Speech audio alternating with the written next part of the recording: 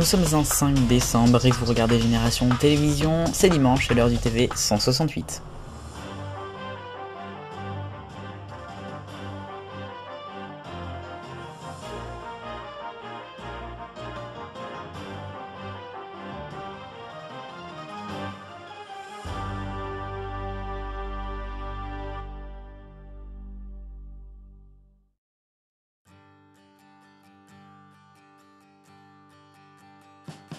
À la une du TV 168 pour cette première semaine du mois de décembre, on a froid en voyant cette image.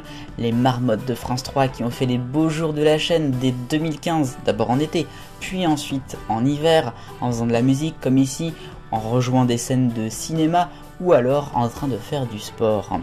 Mais malheureusement à la fin de cet été 2021, on a appris que les marmottes ne reviendraient plus, elles nous ont quittés avec une reprise d'un moment mythique de la politique, le fameux au revoir. C'en est donc fini pour ces petits animaux, mais c'est pas du tout la fin pour les habillages d'été et puis de Noël. Pour France 3, c'est quand même une institution depuis de très nombreuses années. C'est pour ça qu'on a très vite compris qu'il y aurait des remplaçants, et plutôt des remplaçantes. Les poules. Oui, c'est le retour des poules sur France 3 après l'habillage de l'information entre 2003 et 2006. Elles sont 3, Cotte et Cotte. Oui, c'est pas truc et truc, c'est Cotte et Cotte. Et je vous jure que c'est absolument le nom qui a été donné par la direction artistique. Donc c'est bien ça. Les 3 poules que l'on retrouvera en été, mais donc d'abord là pour Noël, dans des scènes de neige. Vous avez des premières images qui ont été dévoilées dans C'est à vous sur France 5, c'était vendredi soir. On voit ici un eye Dante.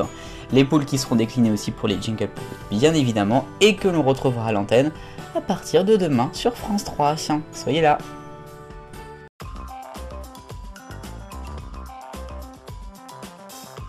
Le rayon actu et la zapette. Je ne parle pas de la super émission qui est disponible sur YouTube, mais bien de la télécommande avec un bouton qui dérange, Netflix, Disney. Vous pouvez directement aller sur les plateformes de SVOD si vous appuyez dessus. Si vous avez bien sûr une télévision connectée, ça touche pas du tout tous les Français, mais de plus en plus. Tout ça pourrait s'arrêter avec l'Assemblée nationale qui a décidé de mettre son nez là-dedans. C'est une concurrence déloyale par rapport à la télévision, voire les plateformes françaises, comme par exemple Salto. Salto justement, on continue à en parler. Oui, ça existe, mais jusqu'à quand ? C'est une question qu'on pourrait se poser avec notamment les résultats qui sont pas forcément très bons. Au bout d'un an, on serait sur 500 000 utilisateurs je crois contre des millions pour Netflix. Et puis surtout par rapport à la fusion TF1 M6, les deux ensemble vont pouvoir créer leur propre système de streaming. Puis derrière il y a France Télé qui tient la chandelle. C'est justement Delphine Arnault qui a dit cette semaine qu'elle pourrait tout simplement partir. Et puis on part sur France Télé et sur France TV Slash, vous voyez, les 3 sujets se relient les uns aux autres. France TV Slash c'est sur internet uniquement, et une émission qui va arriver et qui va faire, je sens, beaucoup parler, la Drag Race France. C'est une émission bien évidemment qui existe aux États-Unis et puis qui va arriver sur la chaîne France TV Slash avec des candidats français. Affaire à suivre.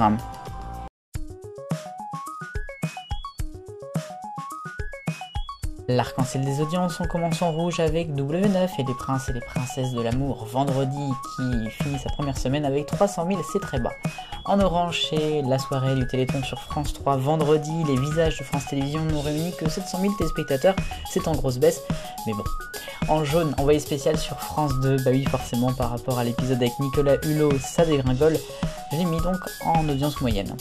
En vert, c'est le Ballon d'Or 2021 sur la chaîne L'équipe en prime time, 1 600 000, c'est la deuxième meilleure audience historique de la chaîne.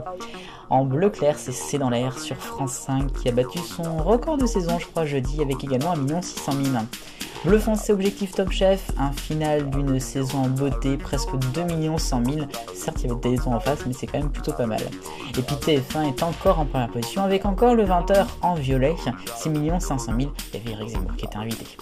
Les audiences du mois de novembre 2021, TF1 perd quelques petits points, mais France 2 les récupère. A noter BFM TV qui est de plus en plus en hausse, ça va donner pour début 2022, vous verrez.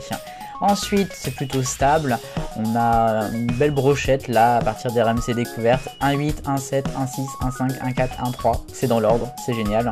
Et puis pour la dernière page, on a aussi du 1,2, du 1,1, et puis toujours 0,7 pour France Info, France 4, on est sur une stabilité qui est impressionnante.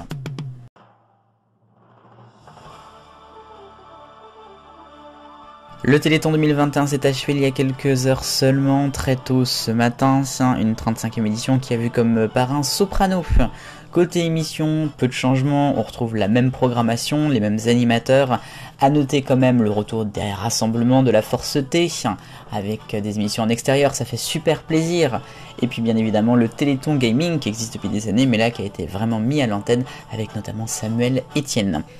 Côté audience, on verra à 9h. C'est pas fameux, mais enfin bon, aucune surprise. Le plus important, c'est ceci, 73 622 019 €. Bravo!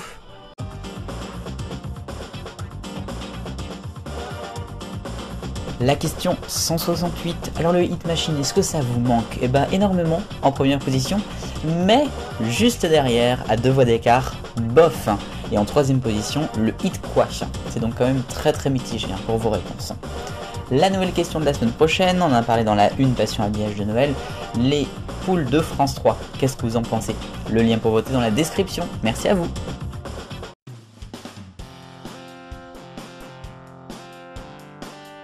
L'agenda de la télévision pour la semaine à venir. Et demain lundi sur M6, c'est le retour en Access Prime Time de Tous en cuisine, en direct, présenté par Jérôme Anthony et Cyril Lignac, avec des menus de fête bien sûr. Le même soir, en deuxième partie de soirée sur TF1, oui vous avez bien entendu, il y aura une sorte d'émission politique, documentaire politique, la bataille de l'Elysée. Ce sera avec François-Xavier Ménage. Et puis jeudi, on reste dans la politique avec Élysée 2022 qui a été programmé à la place d'envoyé spécial, puisque l'invité reçu par Laurent Guimier et Léa Salamé sera Éric Zemmour. Les amis, juste avant de terminer la vidéo, je voulais vous parler de la chaîne YouTube. C'est rare, mais elle va vivre un temps un peu bousculé dans les jours à venir. D'abord, les têtes blondes. Je ne pourrai pas forcément vous proposer les prochains numéros en temps et en heure à cause d'un problème technique de l'INA qui m'empêche d'avoir accès au programme des Zouzous et de France Truc. Je m'excuse pour cela, j'espère que ça va reprendre rapidement, je vous tiendrai informé. Et puis, en même temps, en fait, je pars en déplacement pour un projet, donc je ne pourrai pas forcément non plus vous proposer le TV 168. Alors peut-être que vous y reverrez du feu et que ça sera normal, mais peut-être que ça sera aussi une version réduite, voire qu'il n'y aurait pas du tout de paroles, de voix off. J'espère pas, mais enfin bon, on verra. Je vous tiens aussi informé et j'espère vous proposer la meilleure émission. En attendant, je vous souhaite de passer une très bonne semaine. Vive le bonheur, on est tous des millions de copains.